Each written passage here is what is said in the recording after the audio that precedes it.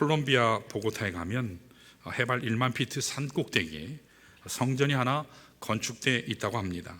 이것은 벽돌로 지어진 건물인데 그 짓는 과정이 굉장히 특별했다고 해요. 이 건물을 건축할 때 중간에 건축 비용이 모자라서 그때 교회 당국에서 교회에서 신문에 재미있는 광고 하나를 냈습니다. 누구든지 죄가 있다고 생각하는 사람은 회개하는 마음으로 벽돌 2장 값을 교회에 보내주십시오. 그런 광고였습니다. 굉장히 좀 황당한 광고였죠. 자, 이 광고를 내보냈더니 얼마나 많은 사람들이 벽돌 값을 보내왔는지 건축을 마치고도 돈이 남았다고 합니다. 이 성전을 완공한 후에 그 이름을, 교회 이름을 회개산성이라고 붙였다고 해요. 사랑하는 여러분, 이 세상에는 생각보다 회개해야 될 사람들이 많은 것 같습니다. 잘못하고 실수하는 인생들이 많다는 것입니다. 조금 더 정확하게 표현하자면 이 땅을 살아가는 사람들 중에 실수하지 않고 허물 없는 사람은 없죠. 다 허물투성입니다. 문제투성이죠. 누구의 삶 속에나 아쉬움이 있어요. 누구의 삶 속에나 실패한 흔적들이 남아있는 것입니다. 오늘 2023년을 보내는 이 마지막 날, 또 우연찮게 또 마지막 주일이 됐죠. 매년 이맘때가 되면 누구나가 느끼는 한 가지가 있습니다. 뒤를 돌아볼 때, 지난 한 해를 돌아볼 때 하나님 앞에 부끄럽고 죄송한 생각들이 넘쳐요. 마땅히 청산해야 될 것이 얼마나 많은지 그것이 막 생각이 납니다. 실제로 아쉬운 것이 많아요. 후회스러운 것도 많습니다. 다시 돌아갈 수만 있다면 다시 내가 이것을 고쳐놓고 싶은데, 그 관계, 깨어진 관계를 회복하고 싶은데, 그 순간에 내가 이렇게 조금만 했다면 지금 이렇게 되지 않을 것인데 하는 일들이 분명히 있을 것입니다. 그러나 우리가 단순히 후회하고 아쉬워하는 것만으로는 충분하지 않습니다. 지금 현재 나의 모습을 정직하게 직면하고 점검하고 바라보는 것이 중요해요. 그런 후에 다시 새로운 한 해를 출발할 마음의 준비를 할 수가 있는 것입니다. 그래야 우리 인생이 더 발전적으로 성장할 수가 있고 하나님이 예배해 놓으신 내일의 복을 누리며 살 수가 있습니다. 우리가 이 한 해를 보내기 전에 하나님 앞에 점검해야 될 것이 무엇이 있을까? 오늘 본문을 통해서 좀 보기 원합니다. 오늘 같이 봉독한 본문은 너무너무 잘하는 말씀이에요. 이 달란트 비유가 나오죠. 이 비유는 타국으로 여행을 간 주인이 그 종들에게 자기 소유를 맡기고 떠나갔는데 다시 돌아와서 종들과 그동안 있었던 모든 것을 결산하는 내용이 오늘 본문 전체의 스토리입니다. 다 같이 우리 14절 한번 볼까요? 배경이 이래요. 14절 읽습니다. 시작. 또 어떤 사람이 타국에 갈 때 그 종들을 불러 자기 소유를 맡김과 같으니 라고 했습니다. 이것은 한마디로 얘기하면 하나님의 천국 비유예요. 하나님의 천국 비유예요. 예수님께서 천국의 삶을 비유로 말씀하신 것인데, 이것은 마치 주인이 타국으로 여행할 일이 생겼을 때 자기가 믿을 만한 종 세 사람을 불러서 주인의 소유를 각각에게 맡기고 떠나는 장면이 나옵니다.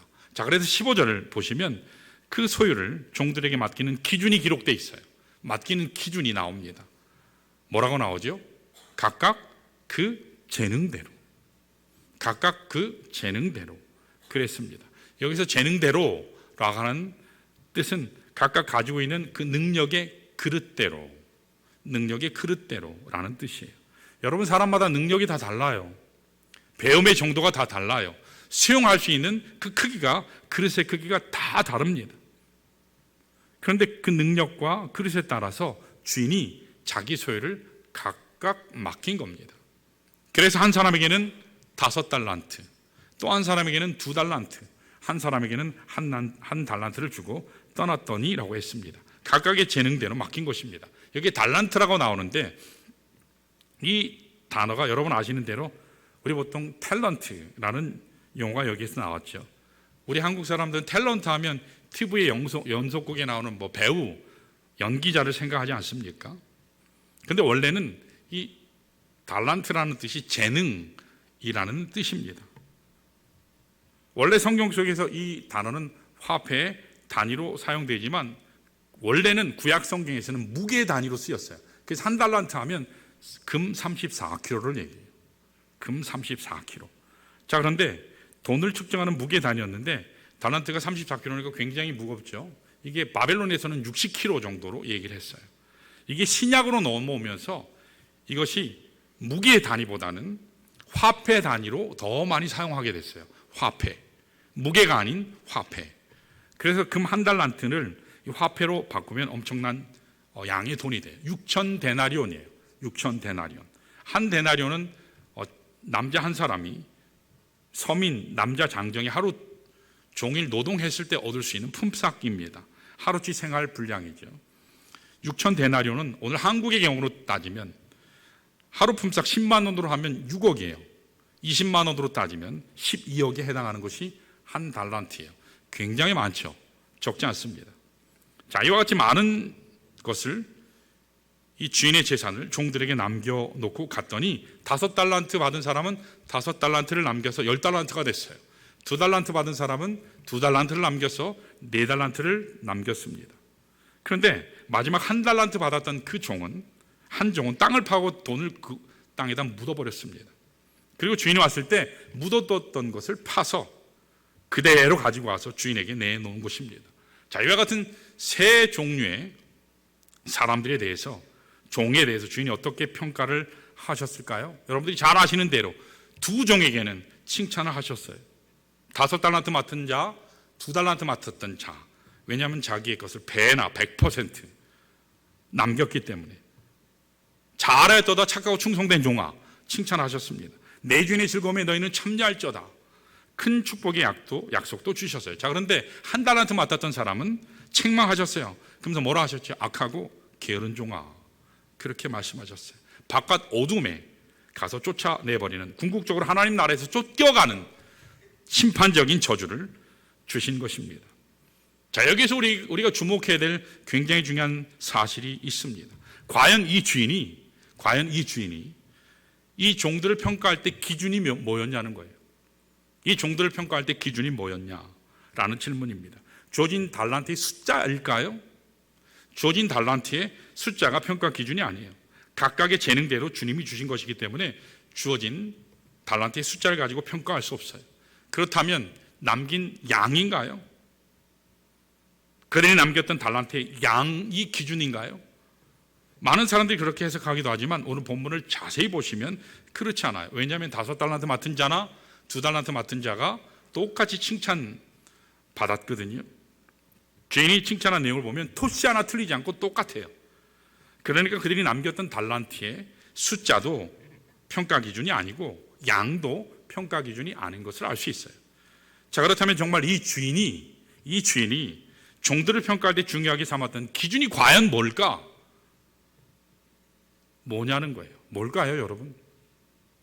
이 주인이 종들을 평가했었던 가장 중요한 기준은 맡겨진 달란트에 대해서 얼마나 충성했느냐예요. 얼마나 최선을 다했느냐. 이게 평가 기준이에요. 몇 개를 받았든지 받은 개수가 중요하지 않습니다.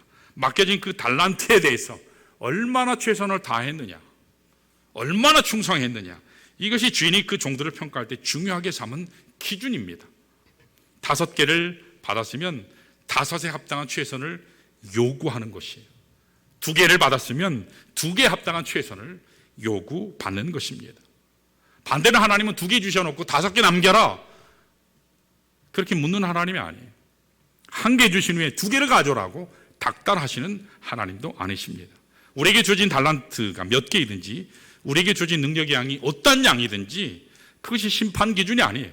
주어진 이 달란트에 대해서, 주어진 나의 삶에 대해서, 내 인생에 대해서 얼마나 최선을 다해서 살았느냐, 묻어놓고 시간 죽이는 그런 인생이 아니라 내게 주어진 인생을 최선을 다해서 살았느냐, 내 인생에 대해서 충성했느냐, 하나님은 이것 보시기를 원하신다는 거예요. 여러분, 주님의 평가는 언제나 절대평가예요. 나 하나 놓고 하나님이 주신 그 기준에서 보시는 절대평가예요. 그래서 하나님은 다른 사람하고 비교하시지 않아요. 다른 사람하고 하나님은 비교하시지 않습니다. 내 옆에 있는 사람 5개 받았든지 2개 받았든지 나와 상관이 없어요. 그건 그 사람이 하나님께로부터 받은 고유한 것이에요. 비교하지 않아요. 하나님은 나에게 주어진 달란트에 대해서 지금 질문하고 계시는 거예요. 하나님이 내게 주신 것, 내게 주신 시간, 내게 주신 인생, 상대평가가 아니라 언제나 절대평가예요. 그래서 우리가 인생길을 믿음의 경주를 할 때도 하나님은 내가 나의 삶에서 최선을 다했느냐, 그걸 보시는 거예요. 누구와 비교하지 않습니다. 그런데 세상은 상대적인 평가를 많이 하죠. 사람들하고 비교해요. 하나님은 그러시지 않습니다. 오늘 여러분과 제 인생의 평가자는 하나님이에요. 사람이 아닙니다. 하나님이에요. 하나님의 기준이 중요합니다. 하나님이 나의 인생을 보셨을 때 어떻게 평가하실까? 우리는 이것을 늘 나의 마음속에 두고 하나님 앞에서 내가 절대평가를 받는 모습이 돼야지, 그래야 우리의 삶이 개선될 수 있어요. 성장할 수 있다는 것입니다. 남기게 될 열매도 정당하게 되고 아름다워지는 것입니다. 자, 이런 측면에서 올 한 해를 보내는 이 마지막 날, 이 마지막 주간, 주일날, 우리가 지난 1년간의 삶을 여러 가지 측면에서 한번 점검해 보기를 원해요. 과연 지난 1년 동안 나는 하나님이 내게 주신 이 1년의 기간 동안 나는 최선을 다했는가? 그것이 학생은 학교에서 열심히 공부해야 되는 거예요. 직장인은 직장에서 최선을 다하는 거예요. 주부는 가정에서 최선을 다하는 거예요. 목회자는 교회에서 최선을 다하는 겁니다. 과연 우리의 삶 속에서 최선을 다했는가? 이 질문에 여러분 대답해 보시기를 바라요. 자, 첫 번째로 우리가 점검해야 될 분야가 따라할까요? 자기 자신에 대한 것이다. 우리가 과연 우리 자신에게 최선을 다했는가? 나 자신에게 최선을 다했는가? 여러분, 물론 다른 사람의 인생도 중요해요. 그러나 오늘 본문에서 하나님이 물으시는 첫 번째는 너는 네 인생에 최선을 다했냐? 너는 너 자신의 인생을 정말 아름답게 잘 꾸몄냐? 주님께서 묻고 계세요. 이미 앞서 말씀드린 것처럼 오늘 본문에는 3명의 종이 등장하죠. 근데 2명은 칭찬받았는데 1명은 책망받았습니다. 자에게 한 달란트 받았던 자가 왜 책망을 받았을까요? 자, 우리 본문 24절에서 25절을 보면, 자, 우리 한번 볼까요? 24절. 자, 우리 색깔 친 부분을 한번 읽어볼까요? 시작. 한 달란트 받았던 자는 와서 이르되 주인이여 당신은 굳은 사람이라, 그렇게 얘기했어요. 굳은 사람이라. 여러분, 여기 굳은 사람이라고 하는 뜻은 박정한 사람이다, 포악한 사람이다, 거친 사람이다, 그런 뜻이에요. 이 공동번역에서는 심지어는 무서운 분이다, 그렇게 번역을 했습니다.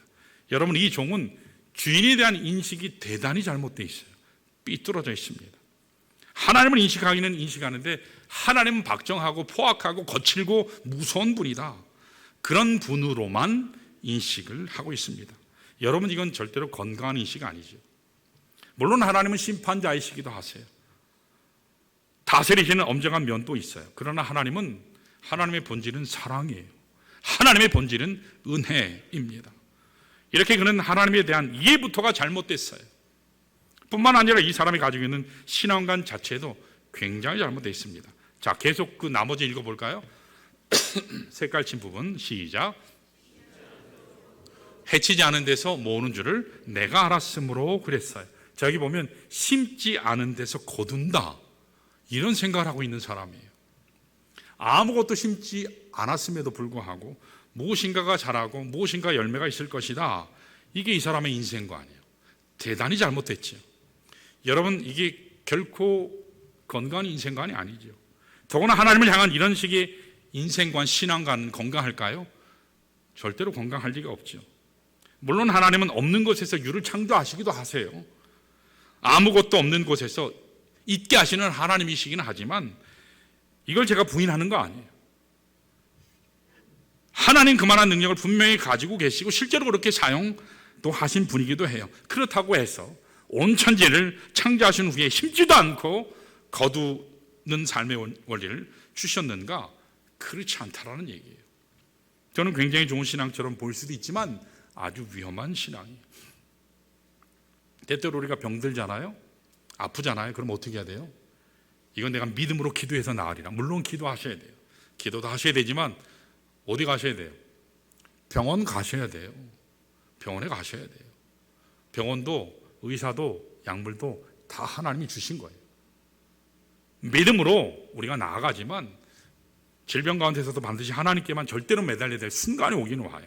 그러나 그때 전까지는 우리가 하나님 앞에 하나님을 하나님 되게 하는 중요한 논리 중에 하나가 이 세상에 하나님 주신 것도 다 사용해야 된다라는 거예요. 여기 한 달란트 받은 사람의 신앙의 모습을 보면 사행심리적인 신앙이 있어요. 요행주의적인 신앙이 있어요. 아무것도 하지 않는데 기적이 일어날까요? 아무것도 하지 않는데 열매가 주어질까요? 하늘에서 무엇이 뚝 떨어지나요? 결코 건강한 신앙이 아닙니다. 갈라디아서 6장 7절에 보면 사도 바울이 이렇게 기록했죠. 우리 한번 볼까요? 시작. 스스로 속이지 말라. 하나님은 업신여김을 받지 아니하시나니 사람이 무엇으로 심든지 그대로 거두리라 라고 말씀하셨어요. 성경이 말씀하시는 건강한 이게 삶의 원리죠. 심은 대로 거두는 것이 자연 원리예요. 콩 심으면 콩이 나요. 팥 심으면 팥이 나게 돼 있습니다. 팥이 나야 돼요. 이거 누구도 부인할 수 없는 자연 원리입니다. 자, 그런데 이 종은 건강한 인식이 없어요. 심지 않아도 거둘 수 있다. 어떻게 하다 보면 열매를 맺을 수 있다. 요행을 바라고 어떠한 갑작스러운 기적을 바라는 사행적 심리를 가진 건강하지 못한 신앙관, 이것이 이 사람의 문제였다는 겁니다. 여기 한 걸음 더 나가서 25장 25절 상반절을 보시면 결정적인 실수가 거기 나와요. 이 사람의 문제가 나와요. 자, 한번 볼까요? 읽습니다. 시작. 두려워하여 나가서 당신의 달란트를 땅에 감추어 두었었나이다 라고 해요. 이것이 가장 결정적인 문제였다고 저는 그렇게 생각이 돼요. 이 사람은 죄를 잘못 인식할 뿐만 아니라 또한 신앙생활의 원리에서도 건강하지 못했을 뿐만 아니라 보다 더 결정적인 것은 실패가 두려워서 시도조차 하지 않았어요. 아무것도 하지 않았습니다. 처음부터 아예 땅에 묻어버리고 아무것도 하지 않았어요. 주님은 이것 때문에 진노하신 거예요. 아무것도 하지 않는 것. 이 사람이 지금 적은 양을 가지고 왔다고 주님이 노하신 게 아니에요. 능력이 없다고 지금 분노하고 계신 게 아니에요. 시도조차도 아니한 채 귀한 달란트를 땅에 묻었다는 사실에 하나님이 분노하고 계세요. 여러분, 하나님이 우리에게 주신 인생은 얼마나 귀한 줄 아십니까? 하나님은 우리 한 사람 한 사람을 구원하시기 위해서 아들을 내어 놓으시면서까지 우리 한 사람 한 사람을 구원하셨어요. 고귀한 삶을 주셨어요. 우리에게 주어진 한 시간 한 시간은 너무나 귀한 시간입니다. 우리에게 주어진 모든 것들을 세상은 어떻게 평가할지 모르지만 하나님은 우리에게 너는 귀한 자야, 너는 존귀한 자야, 주님께서 말씀하세요. 그러면서 우리에게 새 생명을 주셨어요. 이것을 한번 제대로 사용해 보지도 못한 채 땅에 묻어버리고 사장시켜 버린다면 오늘 본문에 나오는 이 한 달란트 받았던 종과 여러분들은 다를 바가 없다라는 사실입니다. 아무것도 하지 않는 것이 최악이에요. 사랑하는 여러분, 하나님은 우리가 얼마나 많은 능력을 가졌느냐 그것 가지고 평가하시지 않아요. 네가 얼마나 많은 재능을 소유했느냐 그것 가지고도 평가하시지 않아요. 네가 얼마나 잘났느냐 하나님과 관심 없어요. 우리에게 주어진 것이 무엇이든지 거기에 최선을 다했느냐 충성했느냐 하나님은 여기에 관심을 갖고 계십니다. 아시는 대로 세상 사람들은요, 세상 사람들의 평가 기준이 뭐죠? 업적 위주예요. 업적. 그게 세상이 제일 많이 주장하는 게 생산성이에요. 뭘 해도 생산적이라 해야 돼요. 그렇죠? 그래서 목회를 하다 보면 생산적인 목회자를 뽑으려면 사람은 능력은 있는데 인품이 엉망이고 인품이 좋은 사람을 보면 또 생산성이 없고 능력이 없고 참 어려운 경우가 많아요. 생산성과 함께 세상은 효율성을 이야기하잖아요. 작게 투자하고 많이 거두는 거. 그래야 돈을 버니까. 세상 사람들은 이걸 참 많이 해요. 그래서 효율적이고 생산성 있는 사람, 그 인생은 잘 사는 인생이고 성공적인 인생이라고 생각하는 경향이 많은 사람에게 있어요. 자, 그러나 오늘 하나님의 말씀에서는 꼭 우리의 생산성을 가지고 하나님이 평가하시지 않는다는 거예요. 효율성을 가지고 평가하시지 않아요. 경우에 따라서 여러분들이 잘할 수도 있잖아요. 교회 생활 맡아도 어떤 성도는 잘하는 분이 있어요. 어떤 분야에. 어떤 분은 못할 수도 있어요. 어떤 분은 겨우겨우 힘들게 하실 수도 있어요. 우리가 인생을 살 때 잘 살 수도 있지만 힘들게 살 수도 있지 않습니까? 재능이 뛰어나서 많은 일을 할 수도 있는 사람이 있지만 그렇지 못한 사람도 있어요. 환경이 좋아서 좋은 환경에서 베스트를 이루는 사람도 있지만 그렇지 못한 사람도 있습니다. 그런데 하나님은 이 모든 것을 다 이해하세요. 인정하세요. 중요한 것은 뭐냐면 그 어려운 환경 속에도 불구하고 내가 있는 곳에서 최선을 다했느냐, 열심히 했느냐, 충성했느냐, 하나님은 이것 보기를 원하세요. 하나님에게 중요한 것은 이겁니다. 생산성이 아니에요. 효율성이 아니에요. 하나님의 교회는 그것으로 진행되는 곳이 아니에요. 하나님의 평가 기준은 한 가지예요. 최선을 다했느냐, 충성 다했느냐. 2008년에 한국에서 상영된 영화 중에 우생순이라는 영화가 있어요. 우생순. 기억하시나 모르겠습니다. 저는 미국에서 봤는데 저는 처음에 그 영화 제목 듣고 성이 우시고 이름이 생순인 여자분 인생 스토리인가 보다. 저는 그랬어요. 나중에 알고 보니까 우리 생애 최고 순간, 그게 제목이더라고요. 약자. 당시 400만 명 관객이 동원된 굉장히 히트한 영화예요. 여러분 한번 보세요. 굉장히 좋은 영화 중에 하나예요.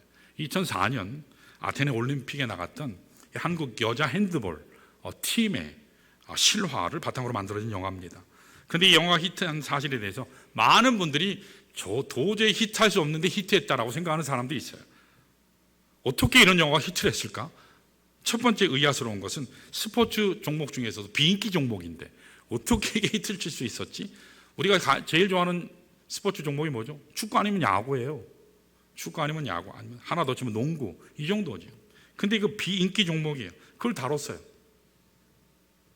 사람들이 제일 보지 않는 비인기 종목을 주제로 다뤘는데 히트를 쳤어요. 또 두 번째로 의아했던 것이 이 영화의 주역들이 다 여자예요. 멋있게 생긴 남자가 한 사람도 거의 안 나와요. 여자분들인데 그 중에서도 다 아줌마들만 나왔어요. 근데 그냥 아줌마들도 아니고 한결같이 비통한 사연을 가진 아줌마들, 남편 빚 때문에 야채 팔러 다니던 주부, 또 한 사람은 이혼한 경력 때문에 운동하다가 감독에게 쫓겨난 그런 사람도 있고, 또 한 사람은 불임의 고통으로 남모르게 우려하는 인생이 있고, 한결같이 사건, 사고, 사연, 고통이 엄청나게 많은 사람들이었어요. 흠집이 많고 부족함들이 많은 사람들이 한 팀이 된 스토리를 다루고 있는데, 이 사람들이 올림픽에 출전했는데 그야말로 계속 승리를 했어요. 아줌마들이 파워가 굉장하죠. 세상에는 세 부류의 인간이 있다 그러잖아요. 남자, 여자, 아줌마, 그렇게 있다 그러지 않습니까? 아줌마들이 파워가 대단해요. 근데 귀엽고 결승까지 올라갔어요. 근데 결승전에서 세계 최강인 덴마크를 맞아서 게임을 했는데 19번이나 듀스, 동점이 계속됐어요. 정규 시간에 게임이 끝나지 않아서 연장전까지 갔습니다. 연장전, 전반전, 후반전 했는데도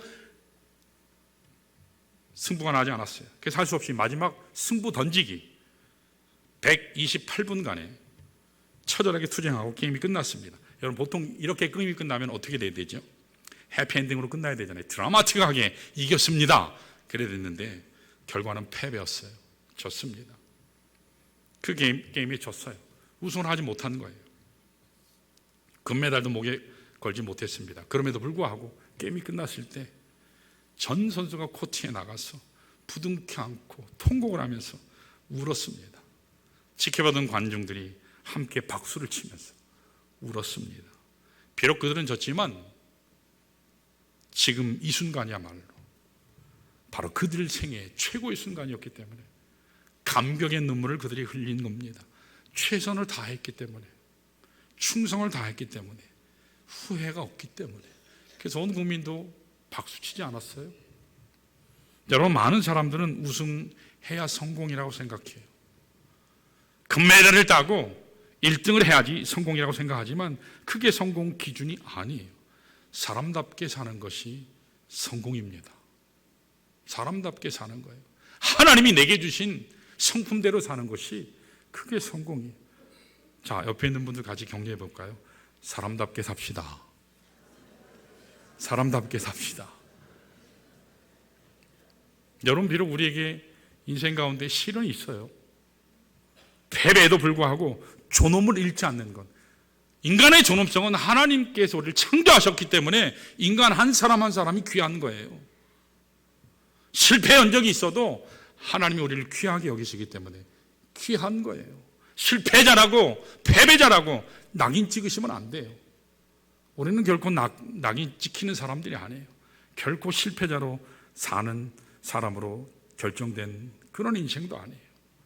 여러분, 당당하시기를 바랍니다. 하나님이 우리 아버지예요. 당당하셔야 돼요. 쫄지 마시고 뒤에 가서 울지 마시고 못 꼬였다고 뒤에 가서 통곡하지 마세요. 순간이에요. 과정이에요. 오늘 우리 삶 가운데 문제 있어요. 실패한 적들이 있습니다. 정말 남들에게 차마 말하지 못할 상처들을 알고 있어요. 그럼에도 불구하고 그 고통을 딛고 일어서서 내가 할 수 있는 최선을 다할 때 하나님이 인정하실 줄로 믿습니다. 여러분, 하나님께 인정받읍시다. 사람에게 인정받으려고 애쓰지 마세요. 하나님께 인정받으시면 돼요. 여러분, 절대로 비교하지 마세요. 하나님이 여러분에게 주신 인생은 여러분 거예요. 누가 책임지지 않아요. 여러분의 것입니다. 누구의 것이 아니에요. 여러분이 할 수 있는 최선을 다하셨으면 하나님께서는 잘했다, 잘했다, 착하고 충성된 종아, 주님께서 말씀하실 줄로 믿습니다. 자, 이렇게 해서 우리가 점검해야 될 첫 번째는 나의 베스트를 다했는가예요. 자, 두 번째 따라 하실까요? 삶의 과제에 대한 문제다. 삶의 과제에 대한 대해서 우리가 점검해야 돼요. 여러분, 최선을 다할 뿐만 아니라 자신에게, 그리고 나에게 주어진 삶의 과제에 대해서 과연 최선을 다했는가 질문하셔야 돼요. 여기 달란트라고 하는 것은 두 가지 의미가 있어요. 여기 달란트라고 하는 것은 오늘 본문에서 두 가지 의미 있어요. 한 가지 의미는 뭐냐? 하나님이 내게 주신 고유한 능력을 얘기해요. 고유한 능력을 내가 최선을 다해서 활용했느냐, 그것을 의미하기도 하고, 또 한 가지는 하나님이 나에게 주신 삶의 과제가 있어요. 내가 살아갈 이유가 있다라는 거예요. 과제가 반드시 있다라는 겁니다. 하나님이 여러분과 저에게 여러분 각각이 하나님 앞에서 해야 될 삶의 고유한 가능성도 주셨지만 우리에게만 보여주신 삶의 과제도 있다는 겁니다. 이것을 여러분이 바르게 인식하고 여러분들에게 맡겨진 그 과제에 최선을 다할 때 그때 하나님 앞에 충성된 종이 될 수 있는 거예요. 나만 잘 먹고 잘 사는 게 아니에요. 여러분, 우리가 삶을 살아가다 보면 우리의 관심이 어디 있는가? 지나치게 나에게만 있는 게 많아요. 내가 잘 사는 거에 관심이 있고, 이게 좀 더 확장이 되면 내 마누라가, 내 아내가, 내 가족이, 내 가문 정도지 이게 넘어가지를 않거든요. 공동체로, 사회로. 여러분, 오늘 우리 교회들이 이 세상에 비난받는 가장 큰 이유 중에 하나가 뭘까요? 우리끼리 잘 먹고 잘 사는데 세상에 대해서는 관심을 갖지 않는다는 데 있습니다. 한국교회가 138년 되는데 믿음의 선조들이 참 엄청나게 믿음을 뿌리고 피 흘리고 순교하고 엄청나게 많이 헌신했어요. 근데 그 후손들인 우리들이 한국교회 많은 사람들이 그 열매를 따먹느라고, 풍성한 그 열매를 따먹느라고 하나님을 잃어버리고 하나님을 떠나는 모습이 한국교회 얼마나 많은지 몰라요. 현대교회가 안고 있는 문제가 바로 이겁니다. 하나님은 오늘 우리 인생을 세상 속에 던져주셨어요. 수많은 사람들이 사는 세상을 향해 가라고 말씀하세요. 우리 기독교 신앙은 산 위에 홀로 돛 닦는 신앙이 아니에요. 수도원 들어가서 묵상만 하고 있는 그런 신앙이 아니에요. 이것은 성경이 말씀하시는 그리스도인의 삶의 본질이 아닙니다. 우리 그리스도인들은 어딜 가든지 누구를 만나든지 축복을 나눌 수 있는 사람이 돼야 돼요. 그래야 사람들이 변화되죠. 변화시킬 수 있는 인생길을 걸어가야 합니다. 세상에 희망을 줄 수 있고 소망을 줄 수 있는 그런 빛된 삶을 사는 것이 바로 우리 그리스도인입니다. 이게 바로 하나님이 우리에게 주신 삶의 과제예요. 여러분, 누가복음 18장에 보면 거기 한 부자 관원 청년 이야기가 나오지 않습니까? 이 청년은 외형상 보면 거의 완벽한 사람이에요. 갖춘 사람이에요. 부족함이 없어요. 부자였어요. 아버지가 부자라서 그랬는지 모르지만 굉장히 부자였어요. 그는 꽤 높은 관직도 가지고 있어요. 어릴 적부터 계명도 잘 지키는 도덕가였어요. 누가 봐도 야, 쟤 정말 하나님 잘 섬긴다. 순전한 삶을 사는 깨끗한 인생이었어요. 안식일만 되면 아마 열심히 예배도 드리고 기도도 했던 사람이었어요. 여기에 더 나아가 젊기까지요. 부자예요. 관직도 높아요. 신앙생활도 잘해요. 젊어요. 아마 미남이었을 것 같아요. 이쯤 되면 1등 신랑감이죠. 세상적으로 볼 때는. 얼마나 많은 가진 사람입니까? 완벽에 가까운 사람이에요. 다 갖췄어요. 자, 그런데 예수님 이 청년에 대해서 어떻게 평가하셨죠? 너에게 한 가지 부족한 것이 있다. 너에게 한 가지 부족한 것이 있다. 너 가지고 있는 것 다 팔아서 가난한 자에게 다 나눠주고 나를 따라오라, follow me, 그렇게 얘기하셨어요. 근데 청년은 여기에서 실패해요. 성경에 보니까 왜 실패했다고 나오죠? 너무 가진 게 많아서. 그리고 수심, 얼굴이 슬픈 기색을 하고 돌아갔다. 근데 성경에 돌아갔다라는 표현의 헬라어를 보면 그 의미는요, 달라요. 다시는 돌아오지 않았다라는 의미를 내포한 단어예요. 슬퍼하며 떠났는데 다시는 주님께 돌아오지 않았대요. 여러분, 여기 스토리에서 유추해낼 수 있는 게 뭘까요? 한 가지를 더 말씀드리면 이 청년은 자기 것을 챙기는 데는 성공했는데 자신의 것을 나누는 데는 실패했어요. 벌 줄은 알았지만 쓸 줄을 몰랐어요. 여러분, 벌 줄 열심히 버는 목적은 쓰기 위해서요. 쓸 줄 모르면 버는 것은 그 사람에게 어떻게 보면 재앙이에요. 나중에 죽을 때 자식들 싸움만 일어나게 해요. 우리가 많이 갖는 것 좋아요. 많은 능력 소유하는 것 좋습니다. 근데 더 중요한 것은 내가 가지고 있는 것을 무엇을 위해 쓸 것이냐, 이게 더 중요해요. 많은 돈을 가진 부자가 은행에 돈을 집어넣어 놓고 뱅크 어카운트에 숫자가 올라가는 것 즐기기만 한다면 큰 의미가 있을까요? 수치상의 의미밖에 없어요. 오늘 얼마나 많은 부자들이 그렇게 살고 있는지 몰라요. 그런데 하나님은 거기에 관심이 없어요. 하나님은 나에게 있는 것 가지고 무엇을 하느냐, 거기에 관심을 갖고 계세요. 우리가 아무리 많은 것을 소유해도, 나의 재능이 아무리 뛰어나도, 아무리 능력이 많아도 이 세상에 있는 수많은 사람들 위해 사용할 수 없다면, 혜택을 줄 수 있는 것이 아니라면, 내가 소유했다고 자랑했던 것은요, 하나님 보실 때 아무 가치 없는 것에 불과해요. 오늘 지금 우리는 다시 한번 우리의 주변 사람들에게, 이웃에게 무엇을 하며 살까? 살고 있나? 여러분 질문하셔야 돼요. 가까이 있는 옆에 성도를 보셔야 돼요. 성도가 편찮으면 안부전화 하실 수 있잖아요. 신방은 못 하셔도 그렇게 하실 수 있어야 돼요. 그게 공동체죠. 지금 예수님께 중요한 것은 잘난 사람이건 못난 사람이건 갖춘 사람이건 갖추지 못한 사람이건 건강한 사람이건 병약한 사람이건 누구든지 내 앞에 있는 모든 사람은 네가 축복해야 될 사람이야.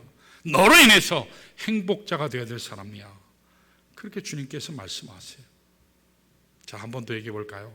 당신을 축복합니다. 당신을 축복합니다. 예, 축복하셔야 돼요. 자, 마지막 세 번째 점검해야 될 것 따라할까요? 하나님 자신에 대한 최선이다. 여러분, 하나님께 최선을 다했냐예요. 오늘 본문이 말씀하는 것은 이게 가장 중요한 포인트예요. 앞에 두 포인트보다 이게 더 중요해요.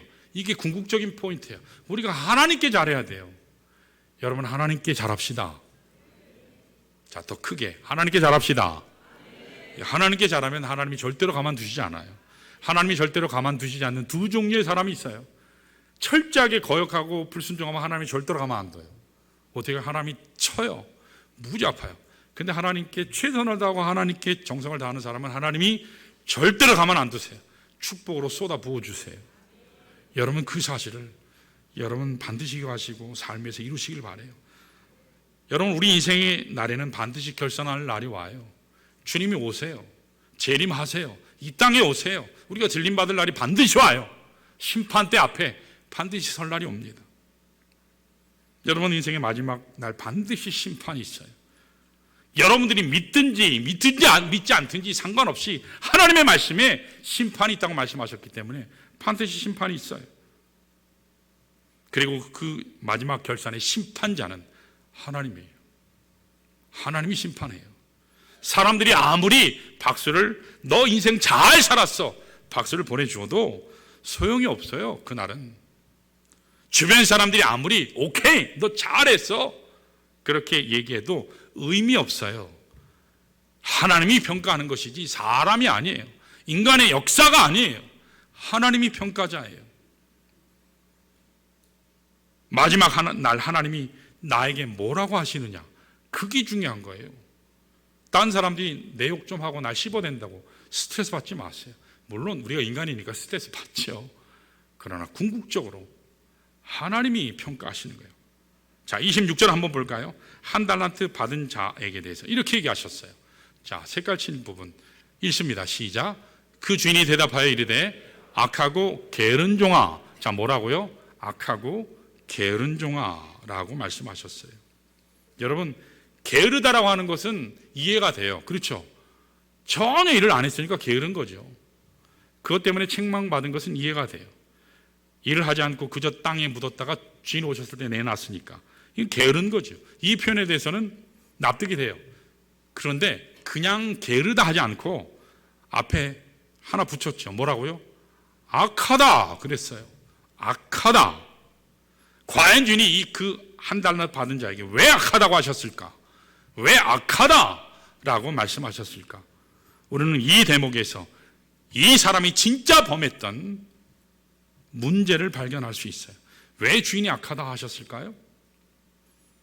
여기 굉장히 깊은 게 있어요. 왜 악하다 하셨을까요? 여러분, 이 주인이 볼 때 이 종은 몰라서 안 한 게 아니에요. 몰라서 안 한 게 아니에요. 주인의 마음을 몰라서 하지 않은 게 아닙니다. 혹은 이 종은 능력이 부족해서 일을 못한 것도 아니에요. 알면서도 의도적으로 안 한 거예요. 굉장히 무서운 얘기. 우리가 신앙생활 때 여러분 알잖아요. 하나님 말씀 다 알아요. 아는데 안 해요.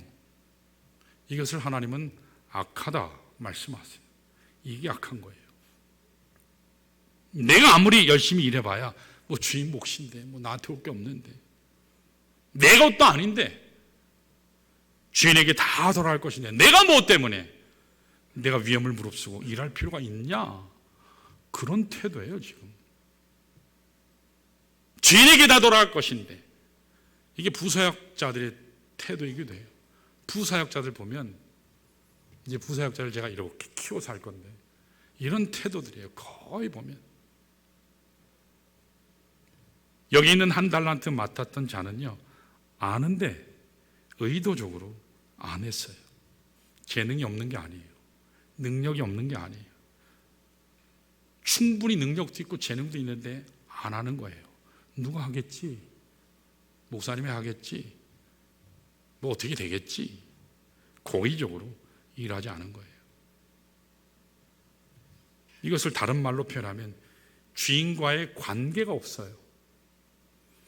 교회 사역도 보면 담임 목사하고 문제가 일어나는 사람들 보면 담임 목사와 사랑의 관계가 없을 때 이런 문제가 참 많이 일어나는 것을 보게 돼요. 인격적으로 삶에 대해서 서로 모를 때. 여기 이 한 달란트 맡았던 사람은 주인과의 관계가 없었어요. 하나님과의 관계가 없어요. 하나님 사랑의 관계가 없어요. 하나님이 누구신지 몰라요. 그는 주인을 잘못된 사람으로 인식해요. 무서운 사람, 거친 사람, 포악한 사람 뿐만 아니라 주인 자체를 거절하고 있어요. 부인해요. 이게 가장 치명적인 잘못이에요. 하나님이 종이라고 하는데 겉보기에는 어떻게 오긴 왔는데 관계가 없는 거예요. 하나님과의 관계, 사랑의 관계가. 여러분, 하나님은 우리가 무슨 일을 한다고 할 때 우리에게 무엇을 가장 보고 싶어 하실까요? 우리가 열심히 일하면 어느 정도 열매를 맺을 수 있어요. 이건 교회 사역도 마찬가지, 목사들도 마찬가지. 돈벌이 하기엔 목사들 설교 열심히 계획해서 준비할 수 있어요. 신학적으로 열심히 할 수 있어요. 어느 정도 열매 맺을 수 있겠죠. 그런데 이것이 하나님의 기대치일까요? 우리가 노력하면 어느 정도까지는 살 수 있어요. 노력하면서 살 수 있죠. 밥 먹고 살 수 있어요. 근데 과연 우리가 완벽하게 살 수 있을까요? 우리가 아무리 애쓰고 노력해도 하나님 기준에는 절대로 도달할 수 없어요. 모든 사람이 죄를 범하였으며 하나님의 영광에 이르지 못하더니 하나님의 기준에 도달하지 못해요. 우리가 잘났고 완벽하게 모든 것을 퍼펙트하게 행했기 때문에 하나님의 사역자가 되고 하나님의 일꾼이 되는 게 아니라는 거예요. 하나님께서 참으로 우리에게 보고 싶어 하시는 것은 단 한 가지예요.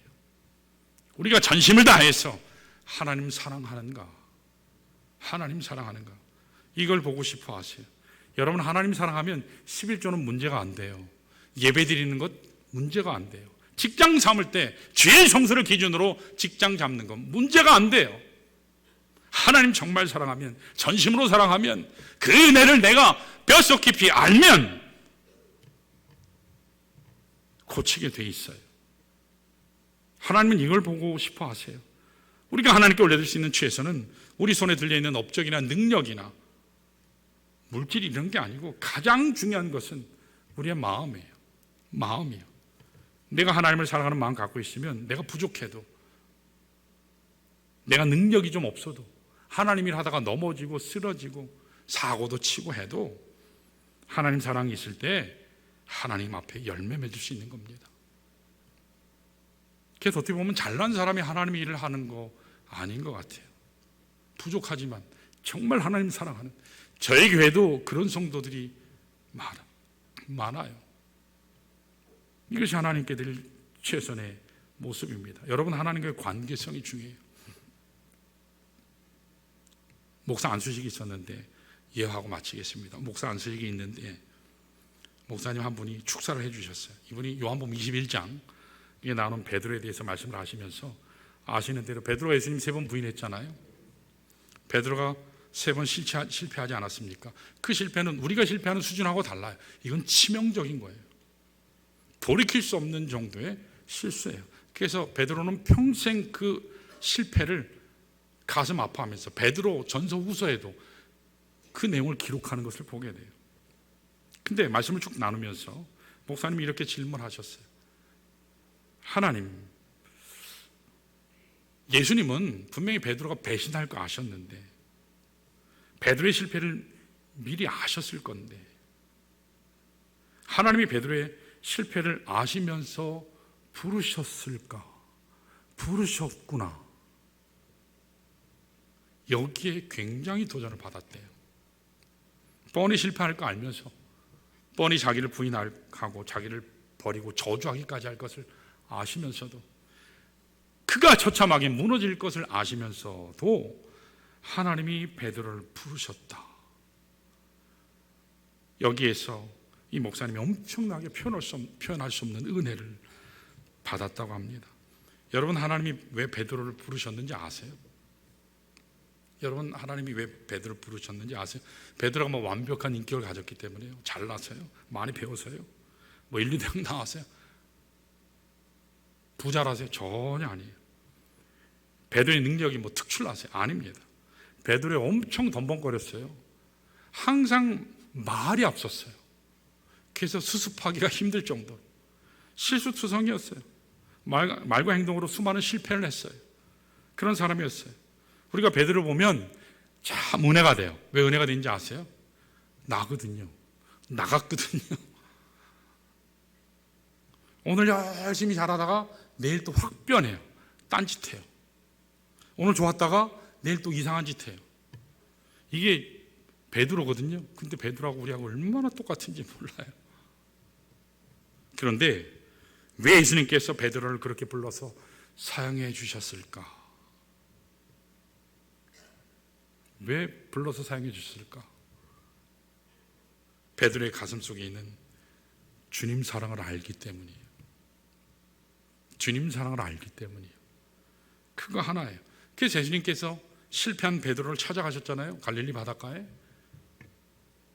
다른 질문하지 않으셨어요. 뭐라 하셨죠? 네가 나를 사랑하느냐? 네가 나를 사랑하느냐?